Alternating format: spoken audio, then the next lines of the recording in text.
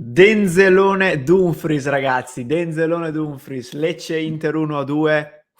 Questo è il commento finale dopo la prima di campionato che l'Inter però vince, e questa è la cosa importante. L'Inter vince 3 punti in cascina alla prima uscita stagionale in trasferta sul campo del Lecce. Lo fa con un gol appunto negli ultimissimi secondi di gara di Denzel Dumfries dopo una partita che a tratti poteva essere giocata meglio, a tratti, lasciatemelo dire, è sembrata anche un po' stregata, perché di fronte ci siamo ritrovati, come spesso accade, un portiere in grande forma, molto bravo, che ha fatto tantissime parate, Vladimiro Falcone, che chiude di fatto con un 8 in pagella come voto più o meno.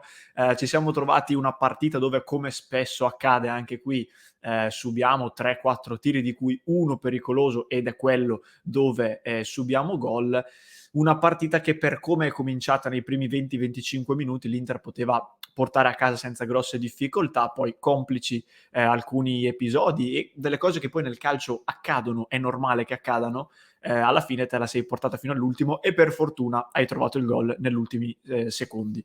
In questo contenuto, come facciamo sempre, facciamo un'analisi un po' più a freddo sulla partita e ci concentriamo su delle cose diverse rispetto a quelle di cui abbiamo parlato negli scorsi contenuti, perché vi segnalo che, per chi non li avesse ancora visti o ascoltati, sui nostri canali trovate il commento a caldo negli immediati minuti post fischio finale mio e di Lorenzo, le pagelle dei tifosi fatte con il club di Passione Inter e con i nostri spettatori ieri in chat, e poi anche la live reaction. Io ve la consiglio perché dopo la vittoria all'ultimo secondo penso che faccia molto ridere, devo ancora vedermela anche io. Lanciamoci subito in questo contenuto invece. Vi ricordo prima di tutto, come sempre, un mi piace e un'iscrizione al canale se ancora non l'avete lasciata. Allora, negli scorsi contenuti abbiamo parlato di tante cose, soprattutto dei singoli, sui quali quindi vorrei focalizzarmi un pochino meno per non ripetermi rispetto a quello che abbiamo già detto. In questo contenuto io, ragazzi, volevo concentrarmi su due cose, molto semplicemente. La prima, un commento generale sulla partita e su alcune critiche che ho letto sia ieri sera nella nostra diretta, ma in generale anche sui social.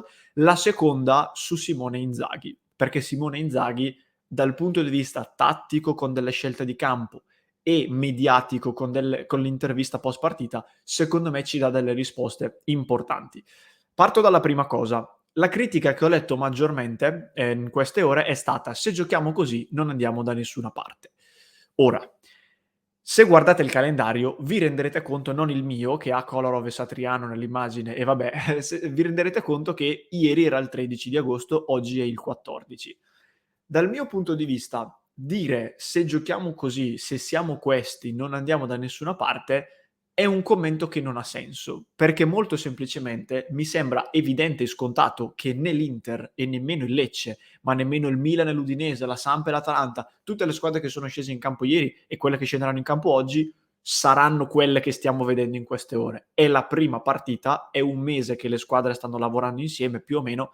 È evidente ed è inevitabile che l'Inter tra 1, 2, 3, 4 mesi non sarà quella di oggi.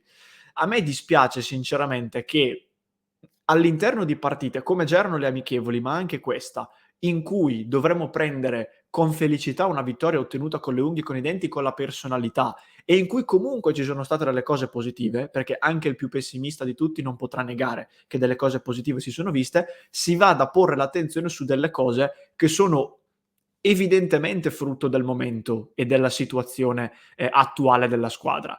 Romelu Lukaku vi sembrava al 100% alla condizione, per fare un nome a caso? Lo stesso Gosens, altri giocatori. Ieri abbiamo visto un Brozovic e un Çalhanoğlu in grande difficoltà. L'anno scorso sono stati fra i migliori della stagione.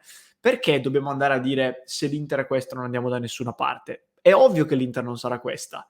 Ieri sera si sono viste delle cose, secondo me, molto positive, altre molto negative. Ripeto, non voglio focalizzarmi sul discorso gol al primo tiro, 20 tiri per farlo noi, l'abbiamo parlato anche negli scorsi contenuti. Io vi faccio notare solo una cosa: Simone Inzaghi, dopo un'ora di gioco circa, dall'ora di gioco in poi, decide di giocarsi il tutto per tutto. Ieri ho detto che ha fatto una mossa di murignana memoria, senza voler fare paragoni quasi blasfemi. Però ragazzi, Simone Inzaghi mette 4 punte, toglie un centrocampista e un difensore, gioca di fatto con il 4-2-4 fondamentalmente, forse il 4-1-2-3, perché a un certo punto c'erano Mkhitaryan davanti alla difesa, Barella e Correa un pochino più avanti e poi gli altri tutti in avanti. Fa una mossa di murignana memoria. Dicevamo sempre Mourinho quando doveva vincere metteva tutte le punte che aveva a disposizione e non faceva cambi conservativi, come invece lo stesso Inzaghi ha fatto spesso l'anno scorso. Questo secondo me è uno sintomo di coraggio da parte del mister, due probabilmente sintomo anche di una consapevolezza diversa del valore della rosa che quest'anno ha a disposizione, e tre, una bellissima notizia. Cioè io, se ad ogni partita che l'Inter deve vincere vedo Inzaghi muoversi così, personalmente sono contento, perché io credo che l'Inter abbia la qualità per far sì che su 10 volte che ti sbilanci in questa maniera, invece che fare magari 6 pareggi, ne fai 2, magari perdi una partita in più, ma ne vinci 3. E quindi alla fine il computo totale è sempre, diciamo, positivo. E questo secondo me è una cosa importante. Abbiamo visto un Inzaghi a cui non eravamo abituati a vederlo così spregiudicato e così coraggioso. Ripeto, per le altre cose tattiche vi rimando soprattutto ai contenuti di ieri, poi ve li linko anche qua in giro e al termine del contenuto. Seconda cosa importante, le dichiarazioni di mister Simone Inzaghi, un'altra cosa di cui si è parlato a lungo. Io me le sono segnate proprio parola per evitare di essere impreciso, e per chi ci segue su YouTube ve le condivido anche a schermo direttamente dal nostro articolo su passioneinter.com. Inzaghi nel post partita a Sky dice: io ho tanto rispetto di voi, ma non scherzo e non mi fa nemmeno sorridere il fatto che finiamo sui giornali solo per cercare di trattenere i nostri giocatori. Si parlava ovviamente del mercato. Noi vogliamo andare avanti su tutti i fronti, la squadra deve rimanere questa. Anche qui una dichiarazione che fa il paio con quella che Inzaghi aveva rilasciato nella conferenza stampa pre-partita, sempre a tema mercato, e che anche qui secondo me ci restituisce un Simone Inzaghi che tira fuori gli artigli e a cui forse non eravamo abituati. Ieri ho visto tanti tweet su Twitter simpatici che hanno preso questa dichiarazione e hanno messo sotto la foto di Antonio Conte. È una provocazione che ci sta, cioè sembra veramente una dichiarazione anche qui di contiana memoria, dove lui si arrabbiava per il mercato e appunto tirava fuori gli artigli o qualcos'altro, come han detto in tanti. Io la mia lettura, francamente, ci siamo confrontati anche in redazione, in tanti hanno detto un messaggio alla proprietà, in tanti han detto un messaggio alla società, in altri ancora hanno detto un messaggio soprattutto alla stampa. Io francamente, riferendomi unicamente a queste 5, 6 righe, credo che sia un messaggio alla stampa, perché poi Inzaghi dice anche: "Ho tanto rispetto di voi", fa riferimento ai giornali, poi tra l'altro, dopo ha detto anche che gli dà fastidio che da una parte si dica che l'Inter deve solo trattenere i giocatori e sta facendo fatica a farlo, dall'altra si dice che però è la favorita e che è lei che deve vincere tutti i titoli di questa stagione. A me in questo caso è sembrato un attacco evidente nei confronti del modo con cui sui giornali viene raccontata l'Inter, in questo caso specifico. È anche vero, e non sarei corretto nei vostri confronti se non ve lo dicessi, che da parte di Simone Inzaghi, secondo me, un briciolo di timore rispetto a questi ultimi 20 giorni di mercato filtra. Perché è vero che nella conferenza pre-partita Inzaghi dice siamo d'accordo con società e proprietà. È anche vero che se poi andate a leggere le dichiarazioni di Beppe Marotta nel pre-partita di ieri, insomma Marotta mette un bel po' di, come dire, tira un po' indietro rispetto alla grande sicurezza che aveva dimostrato invece Simone Inzaghi. Vi leggo anche le dichiarazioni di Marotta così vi rendete conto. Cioè rispetto alla grande decisione, alla grande sicurezza di Inzaghi, Marotta dice: l'allenatore fa bene a dire così, sta lavorando con questi giocatori tra tattica e affiatamento del gruppo. Noi manager da una parte abbiamo la necessità di garantire i criteri di sostenibilità e dall'altra l'obbligo di allestire una squadra competitiva. Questo è lo sforzo che dobbiamo fare, mancano ancora 15 giorni alla chiusura del mercato, posso dire che sicuramente non ci saranno rivoluzioni. Insomma, capite bene che se la linea che ha fatto passare Simone Inzaghi fosse realmente quella decisa anche nelle segrete stanze del club, Marotta avrebbe detto: confermo tutto, siamo d'accordo, la squadra rimane questa e andremo semplicemente ad aggiungere un difensore. Se Marotta dice questo, temo che qualcosa sotto ci sia. E quindi Simone Inzaghi, secondo me, giustamente mette sul tavolo quella che è la situazione. Dal suo punto di vista, iniziare la stagione avendo paura di dover perdere dei titolari è abbastanza è difficilmente accettabile e lo capisco, però nella dichiarazione specifica di ieri, per ritornarci, l'attacco mi sembrava soprattutto al modo con cui l'Inter viene raccontata sulla stampa e forse un piccolo accenno, è anche una sorta di piccolo richiamo alla società, che peraltro fece anche Conte, riferito alla questione mediatica, cioè l'Inter ogni giorno sui giornali, sull'Inter si leggono delle cose che sono secondo me inaccettabili, e quindi magari anche Inzaghi ha fatto capire, facciamoci un pochino sentire anche noi in certi casi. Ultimissima cosa che voglio dirvi, una parentesi sull'arbitraggio. Ve lo dico adesso, così non ci sono diciamo strumentalizzazioni varie. Prontera è un arbitro che l'anno scorso a me è piaciuto tanto, è uno dei giovani che più mi dava la sensazione di avere la solidità anche diciamo psicologica e la personalità per arbitrare in Serie A. Ieri è stato disastroso.